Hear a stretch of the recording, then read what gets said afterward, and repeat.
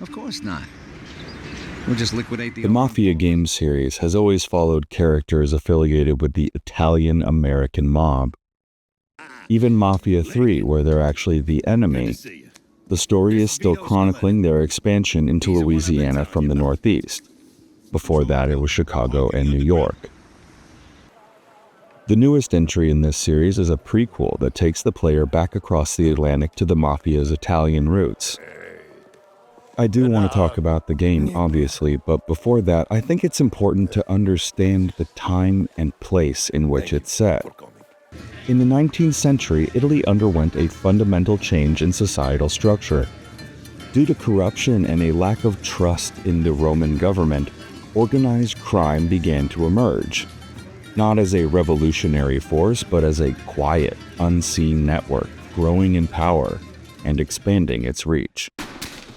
This took the form of 'Ndrangheta, an organization based out of Calabria, Camorra, based out of Naples, and Cosa Nostra, based on the southern island of Sicily. Whereas 'Ndrangheta and Camorra started as prison gangs, Cosa Nostra was quite different. Translated, it means our thing. For the lack of a better comparison, it began much like the Compton Crips, as a sort of neighborhood watch organization meant to protect the locals from thievery and violence. They even facilitated the trade of goods from the island to the mainland and America. Over time, of course, all power corrupts, and Cosa Nostra became involved in criminal activities. Those that relocated to America started the Italian-American mob that has become famous over the years from its portrayal in media like Goodfellas, The Godfather, and The Sopranos. This organization is affiliated with the Sicilian branch, but it does not take orders from them. For a long time during the 20th century, Cosa Nostra was the most powerful organized crime syndicate on the planet, but they have waned in power since then. Currently, in Italy, Camorra has grown to be more powerful than 'Ndrangheta and Cosa Nostra, but they are all still active in some form. Mafia the Old Country begins at the turn of the 20th century. Players step into the worn-out boots of Enzo Favara, also known as Caruso.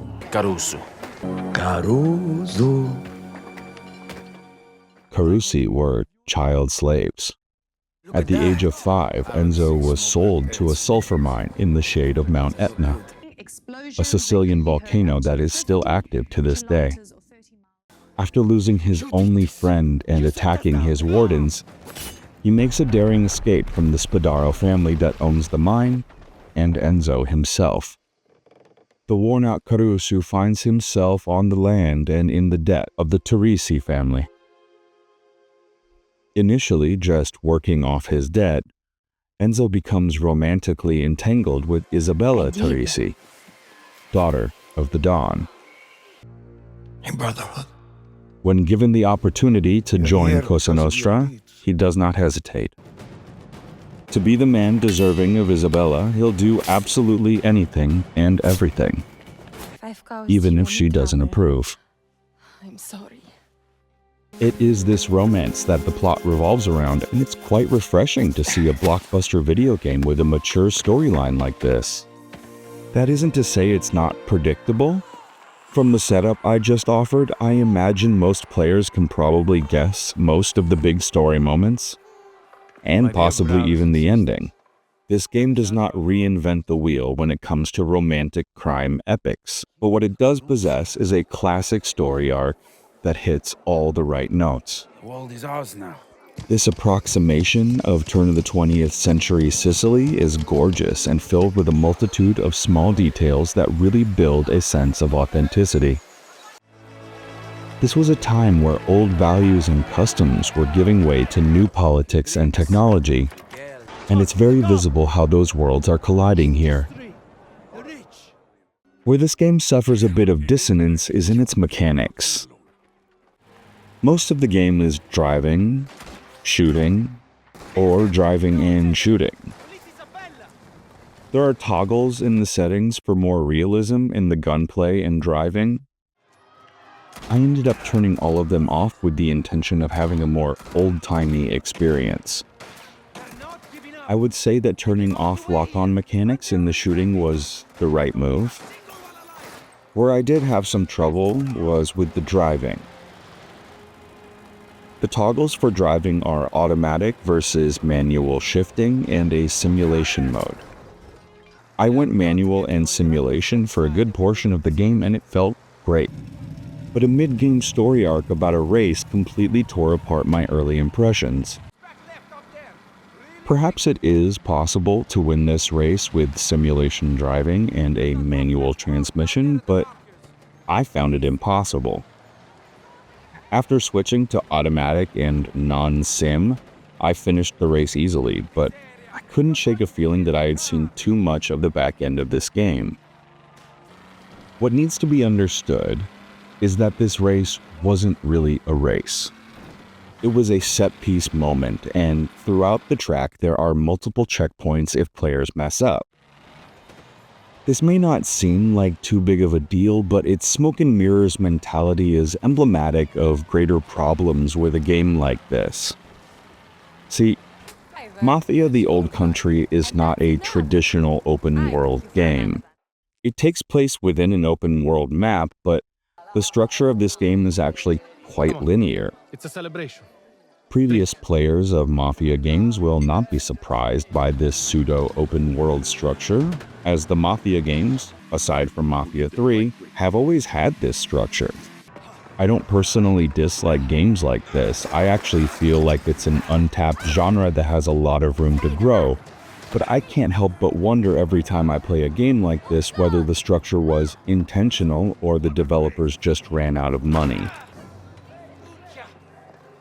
Now, I know for a fact in this case, it was intentional, as a lot of Mafia fans did not appreciate Mafia 3's true open-world structure. This game is a response to that reaction. So I would imagine most fans of this series are pleased with this course correction. People new to this series might find it confusing, as there aren't many games that use a pseudo-open world to compare this to. A recent example is Mind's Eye. Thankfully, where that game was catastrophically broken, The Old Country seems mostly stable. I've seen a lot of people criticize this game's use of Unreal Engine 5. I don't know enough about the pitfalls of UE5 to talk on it myself, but there are definitely some optimization issues and strange graphic and lighting engine moments. None of this can't be fixed with updates and patches though, so I'm optimistic these problems are only temporary. Earlier, I said that most of the game was driving and shooting. That has been the case for most Mafia games up until now, but The Old Country introduces knife duels into the mix. These don't occur randomly, they are always part of the story, and they almost feel like a combination of the boss fights in the Yakuza series, mixed with a bit of Dark Souls-tinged dodge and parry. Knives, guns, and cars can't be upgraded, but there is a decent selection to pick from in the game's store. Money picked from corpses and stolen from locked boxes can be used to expand the player's arsenal, and a rosary of perks. There is no side content at this time. The developers are adding in a free roam mode post-launch.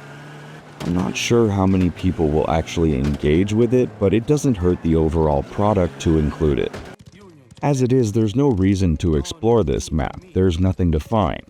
So perhaps this could rectify that. This game follows the plot closely, and that's totally fine. The story is great, and it's the main reason to play.